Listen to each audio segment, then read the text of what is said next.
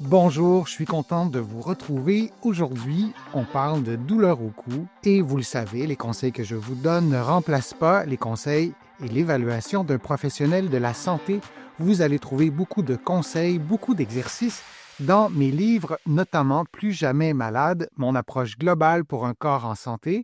Et aussi, on fera des allusions à mon roman Corps étranger, publié aux éditions Stanké. Maintenant, est-ce que la surcharge, donc le poids de la tête maintenu longtemps, est égal nécessairement à des douleurs? Je ne sais pas ce que vous en pensez. Vous pouvez me répondre dans le fil de discussion. Je vous pose la question simple. Est-ce que vous croyez que la surcharge prolongée devant l'ordinateur cause de la douleur automatiquement? Oui ou non? Je suis curieux de voir vos réponses. Je vais les lire attentivement.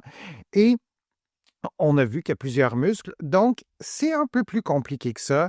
Je vous laisse regarder les réponses des autres aussi dans le fil de discussion. Je vous laisse insérer la vôtre. Il y a plusieurs raisons pour lesquelles on peut avoir des douleurs au cou. On peut avoir eu un traumatisme récent, une chute dans les escaliers. On peut avoir aussi un traumatisme passé. Je vous en ai déjà parlé, je vous en parle dans mes livres, mais on peut avoir eu une agression et on en parle très peu souvent de ces agressions qui sont très fréquentes. On y reviendra. Donc, les traumatismes, la surutilisation. Si vous surutilisez votre cou parce que vous faites un sport, par exemple, qui sollicite le cou, mais vous le faites des heures et des heures par semaine, peut-être que ça peut contribuer à une surutilisation, une maladie inflammatoire. Vous avez peut-être de l'arthrite. Je vous en ai parlé récemment. C'était l'élément déclencheur de l'écriture de mon roman. J'ai eu un diagnostic d'une maladie auto-immune inflammatoire. Ben, ça a changé des symptômes, ça a ajouté des symptômes. En fait, je vous parle de mon histoire personnelle, mais il y a plein de gens qui reçoivent des diagnostics de maladies auto-immunes, de maladies inflammatoires et des processus dégénératifs. On pense à l'avancée en âge. Si vous avez 92 ans, et je sais que vous êtes nombreux, j'allais dire, dans ces âges-là à m'écouter, bien évidemment, les processus dégénératifs sont beaucoup plus présents qu'à 50 ou qu'à 20 ans. Ça, c'est une évidence. Mais peut-être que vous avez fait des sports de compétition ou peut-être que vous avez eu une blessure à l'âge de 20 ans et vous êtes beaucoup plus à risque d'avoir, par exemple, de l'arthrose à 40, 45 ou 50 ans.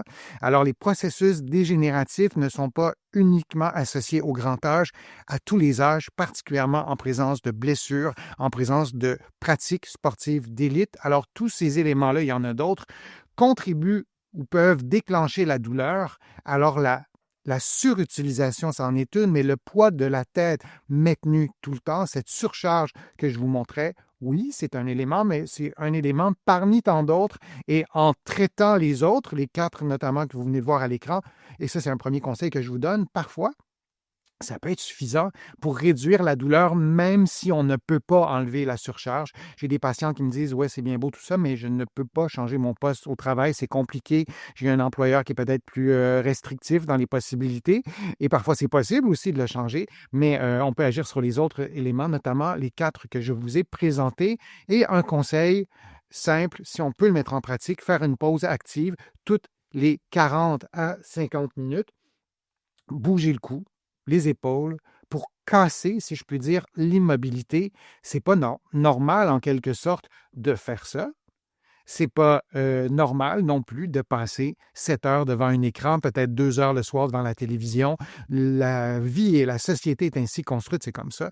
Donc, il faut s'habituer à bouger plus régulièrement et c'est un bon délai de 30 à 45 minutes. Ça peut être bouger le cou en restant assis, on va le voir dans quelques instants, mais ça peut être lever les bras, ça peut être faire autre chose aussi. Ça peut être se lever, placer l'écran à hauteur des yeux pour éviter la flexion prolongée du cou. Pour un écran d'ordinateur, un poste de travail, c'est un peu plus facile.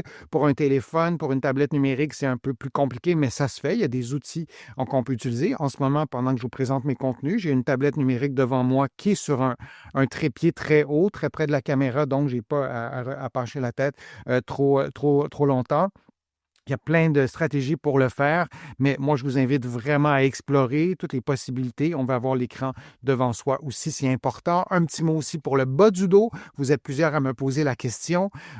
Oui, les yeux, mais aussi le bas du dos. Faites l'exercice en ce moment ou le test. Arrondissez le dos. Vous allez voir que votre tête va se pencher. Et à l'inverse, si vous placez un coussin derrière la région lombaire, le creux lombaire, le creux du bas du dos, vous allez tout de suite sentir que votre tête se redresse et c'est une façon aussi de ne pas pencher la tête et d'améliorer l'alignement articulaire. Un autre conseil aussi que je peux vous donner, rentrez doucement le menton, comme si on créait, disons, un double menton. Et là, ça, c'est important, sans pencher la tête. Vous tenez 5 secondes et vous répétez une dizaine de fois. C'est tout simple. Vous le faites en position assise comme vous le voyez sur l'illustration. Vous tentez d'être détendu et je vous le montre maintenant en exercice. Je vais vous agrandir un petit peu l'écran. Donc, vous gardez un bon alignement articulaire et vous rentrez votre menton. Vous voyez, c'est un tout petit mouvement.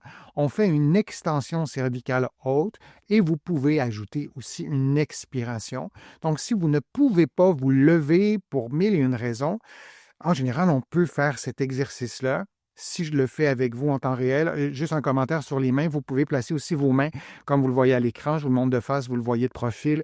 C'est parfois plus facile. Vous allez trouver sur ma chaîne des façons de faire avec des serviettes si vous avez les bras trop courts ou si vous ne vous rendez pas pour mille et une raisons, entre autres peut-être à cause de tension. Donc, ce qu'on fait, on se tient bien droit, avec ou sans les mains. Là, on les met ici, je vais les retirer pour vous montrer et on va rentrer le menton. L'erreur à ne pas faire, c'est de pencher la tête en rentrant le menton, de faire ça comme ça. On n'a pas rentré le menton quand on fait ça. On veut vraiment reculer la tête. Je l'ai fait un peu vite, doucement.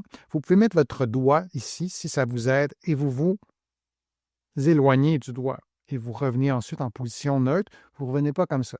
Vous revenez en position neutre et avant, pendant et après l'exercice, vous tentez tout de même de maintenir une bonne posture, un bon alignement articulaire entre la tête, les épaules et le bassin. Ça sera beaucoup plus efficace comme exercice et l'exercice mobilise la région cervicale haute, celle qui fait en sorte qu'on se tient la tête hyper cambrée dans la partie supérieure du cou de la nuque.